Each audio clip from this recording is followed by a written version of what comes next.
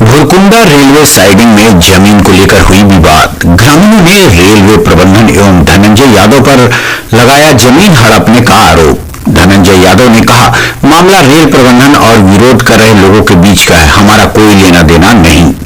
रामगढ़ जिले के भुरकुंडा मतकमा चौक स्थित रेलवे साइडिंग की जमीन को लेकर हुई विवाद पर मतकमा गांव के ग्रामीणों का कहना है, यह जमीन हमारे पूर्वजों का है, इसका रसीद पूरी तरह अप टू डेट है।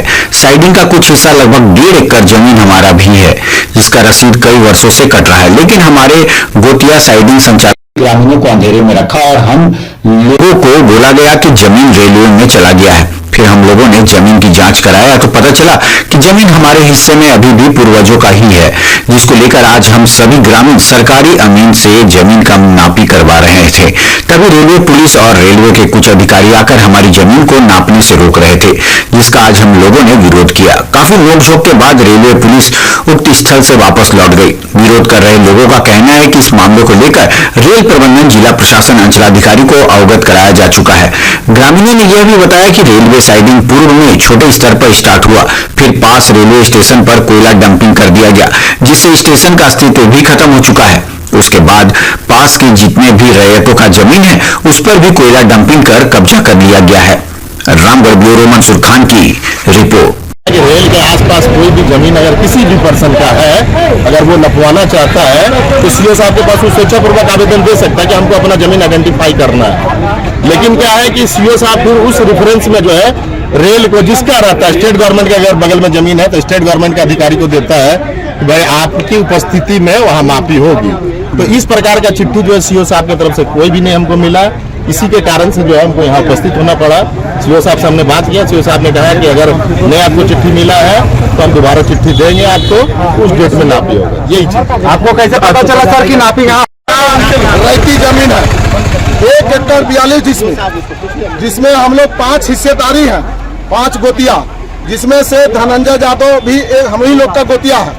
वो हम लोग से बिना पूछे, बिना समझे, चुपचाप से 1 एकड़ 42 डिसमिल 71 डिसमिल नेपाल यादव को और बबलू यादव को लीज में लिख दिया और उससे महीना का महीना पैसा लेता है और अपना हिस्सा में वो जितना हिस्सा नहीं पड़ेगा उतना बना लिया। जब हम लोग रोकने आए तो हम लोग को राइफल दिखा देता है, बंदूक की बहुत बड़ा, हम लोग गुंडा आएगा साला गोली मार देंगे।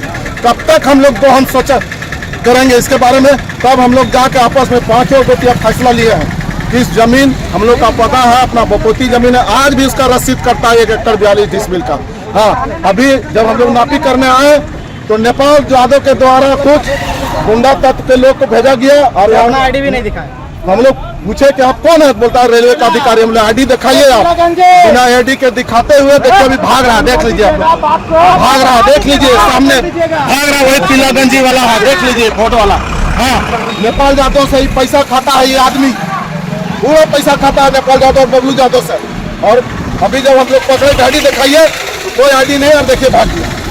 तो हम लोग अपना जमीन में नापी कर रहे हैं, किसी का जमीन में नहीं कर रहे हैं। तो आप लोग क्या मांग, अभी तक किसको किसको ज्ञापन सौंपे आप लोग? सब जगह ज्ञापन दिए हैं टोटल। रामगढ़ उपायुक्त LRDC से मिले हैं? LRDC को भी लेटर लिखे।